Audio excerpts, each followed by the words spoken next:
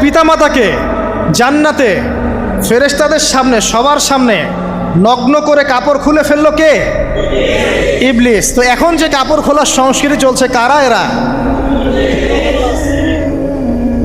ওরা জিন শয়তান, এগুলো মানুষ শয়তান।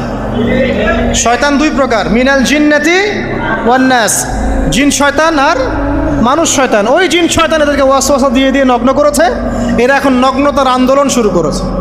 এবং আমি জানি কয়দিন পর এটা বিকিনি পরেও ঘুরবে। অবাক হচ্ছেন? কিয়ামতের আলামতের মধ্যে অন্যতম হচ্ছে মানুষ রাস্তার ধারে ধারে জেনা করবে, রাস্তার মোড়ে মোড়ে জেনা হবে।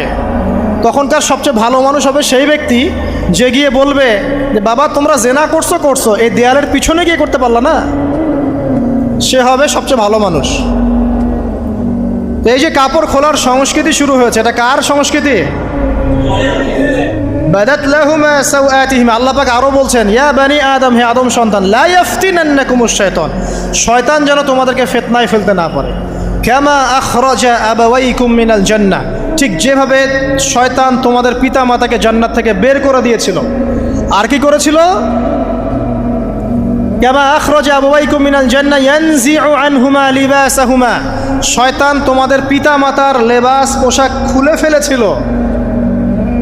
ঠিক এভাবেই যেন পৃথিবীতে শয়তান তোমাদেরকে ফিতনায় ফেলতে না পারে আল্লাহ পাক সতর্ক করছেন। এখন কি বুঝতে পারছেন? এই নগ্নতার যে ছয়লাভ, নগ্নতা, অশ্লীলতা, পর্নোগ্রাফি, বেহায়াপনা, ফ্রি মিক্সিং,